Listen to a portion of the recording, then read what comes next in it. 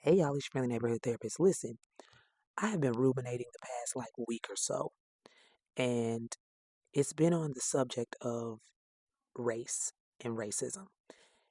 So many people have been in my comments or the comments of other Black content creators or BIPOC content creators that I follow saying, all y'all talk about is race. Race this, race that is race always, always about race and racism. Y'all see racism in everything. You're just victims, perpetual victims. Everything is not about race. I don't know why this is bothering me so. Like y'all ain't been doing this forever. But the more I think about it, I'm like, do y'all not realize that race literally is in everything in this country, from the most minute to the major? Like from common sayings that we say today that we have turned into different meanings to politics, education, healthcare, all these things. Race is literally embedded because race and racism is the foundation of this country, because white supremacy is the foundation of this country. And y'all get mad when we keep talking about it, but it was created by your forefathers. It was created in order to make a system in which race would always be seen and present. And now, because we notice it and talk about it, that's the problem versus the creation of it. The problem is we talking about it versus it being present. Okay. Anyway, I just wanted to give y'all a quick little lesson on some common things that it is a part of that you might not even know or think about. So, common phrases: eeny, meeny, miny, mo. We used to say this when we played hide and seek to figure out who was going to be it. Well, the dark history of that is from the slave trade. It used to say, eeny, meeny, miny, mo, catch a nit by the toe. And that was used to describe what slave owners would do if the enslaved people tried to run. No comments from the peanut gallery. I've had teachers say this to me as I was growing up.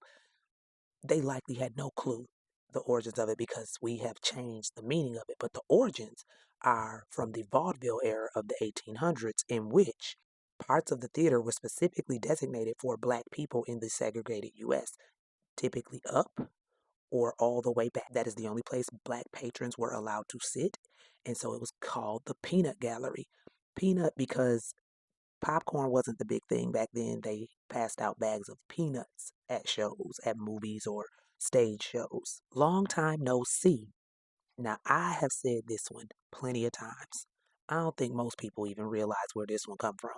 Long time no see is an expression from Pidgin English, and it was originally used to mock the way Native Americans and Chinese people spoke English. Broken English. Their English was broken because that was not their first language. So, long time no see was used as a mocking phrase towards them. To be grandfathered in. If you are grandfathered into something these days, it means you don't have to do whatever somebody else might have had to do because you're automatically in. That vernacular was introduced with the passing of the 15th Amendment. Once black people gained the right to vote, several states created prerequisites for voting.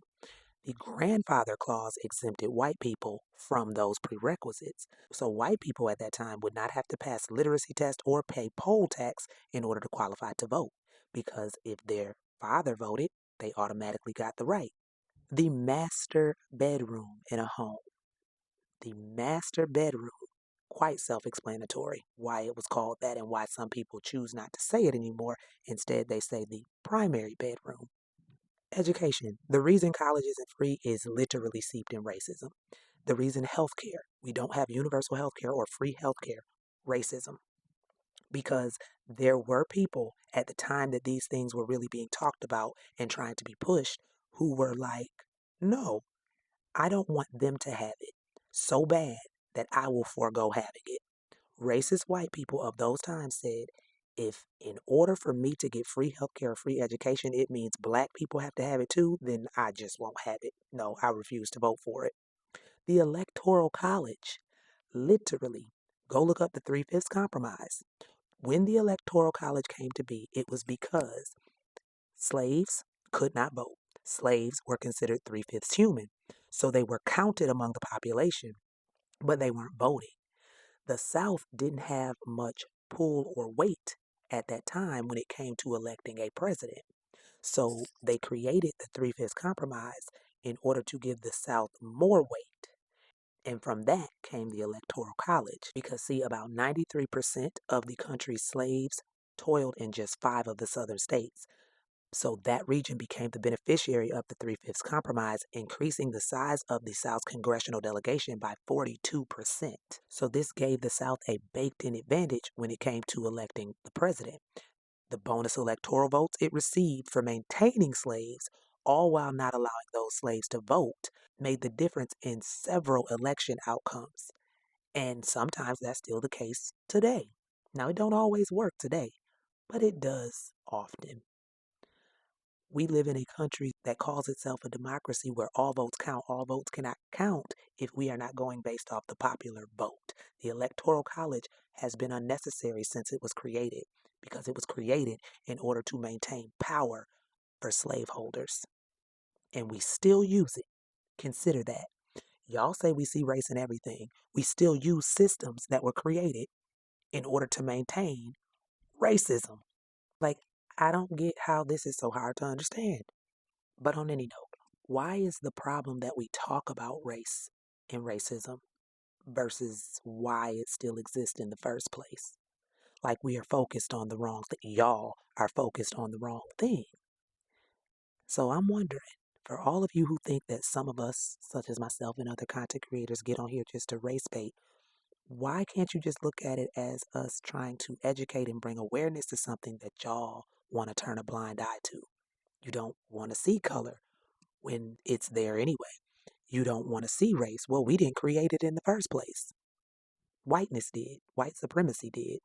So to fault us for continuing to talk about and call something out that is still ever present and prevalent and impacting things to this day, that's fascinating to me. You calling out the wrong thing. You calling us out for talking about it versus calling out why is it still in place. Think about that. All right, y'all. Have a beautiful, wonderful rest of your evening, and I will holler at y'all later.